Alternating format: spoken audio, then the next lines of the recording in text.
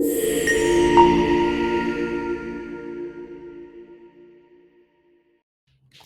everyone, my name is Ryan and I'm the CEO and founder here at UpKeep. And this week we've got a jam-packed release Friday. This week we've done a ton across the UpKeep web application. We've migrated Edge to our core application. We've updated our brand new work order experience. We've redesigned our entire locations experience on web. And we have also updated a lot of our filters to include location hierarchy. On top of that, we've updated our brand new release notes on our website, so you can check out all of our new release notes every single week. So really excited about that, really excited to showcase some of the new features that we've released. I'm going to pass the baton over to each one of our product managers to share a little bit more about all of these features in action.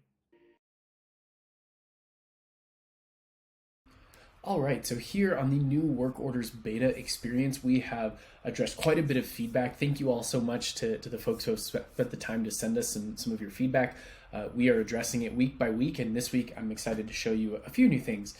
So here in the icon department, we're no longer showing the past due icon for complete work orders as well as work orders due today. This icon will now only appear for open work orders that are past their due date. Additionally, we've added an icon for bookmarked work orders. So if you go into a work order and you choose to bookmark it, you'll see an icon here indicating on the list view that work order is indeed bookmarked. On the filtering front, we've added a handful of new filters, including the ability to filter out archive work orders. So you can sort of hide archive work orders that way. You can also filter by bookmarked. So you can see bookmarked work orders. Yes. And now I'm only going to see open bookmarked work orders. Lastly, here in the assigned to filter, we've now added the ability to filter by unassigned work orders. So a work order that is assigned to no one. All right. Now within the work order page itself, we've made a handful of improvements. First and foremost, we've added actions to some of these key tabs like labor, parts, and cost that allow you to add the labor at the click of a button. These actions already existed here at the top, but now this is just sort of doubly clear, where and how you can add labor, parts, cost with just the click of a button.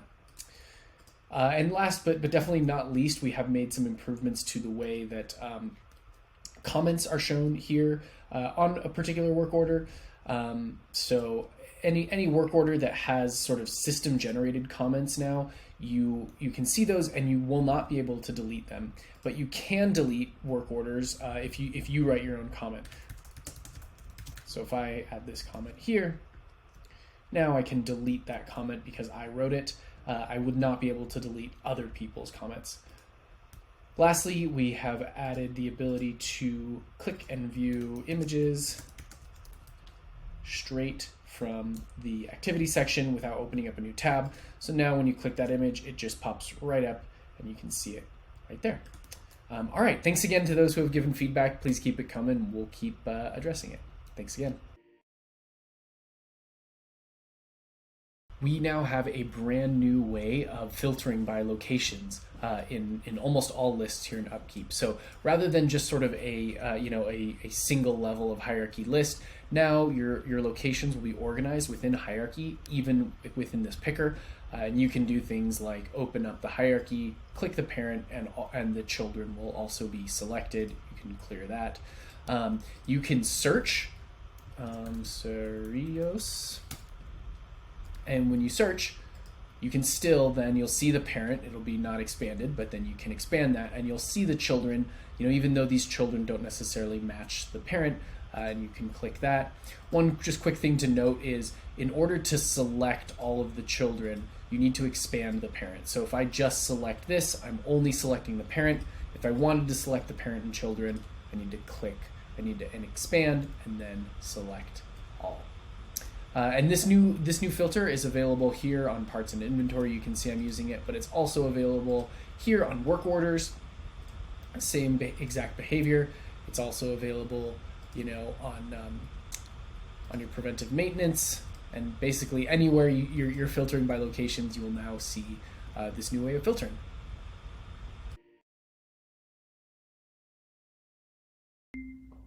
Hey everybody, Mark McKelvy here, and today I want to talk to you a little bit about what we have in store for Edge, which is our central solution tailored to maintenance teams.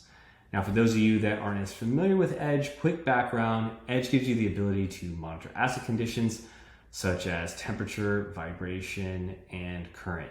It allows you to track machine runtime, downtime, and utilization. It lays the foundation for a preventive maintenance program based on usage instead of dates on the calendar. And perhaps most importantly, Edge gives you the ability to detect anomalies and respond accordingly with notifications and work orders. The best part is, because it's sensor-based, you can do all of this automatically in real time from anywhere. Now, to date, Edge has been a bit siloed from the rest of the UpKeep application. You access it separately. It has a separate dashboard, but that's changing, and that's what I want to talk about today. We're going to be bringing the Edge sensor experience into the core UpKeep platform. In the very near future, you're going to be able to go to your assets page, click on an individual asset, and there will be a new tab titled Sensors. From here, you'll be able to add sensors directly to your asset, and this will make it that much easier to get up and running quickly.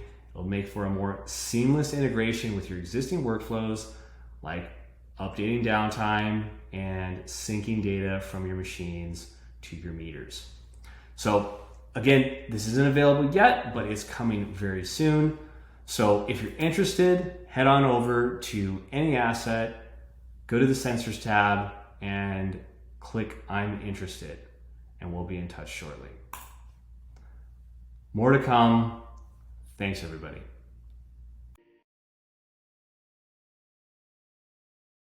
Hey everybody, my name is Nate Parsons and I'm one of the product managers here at UpKeep.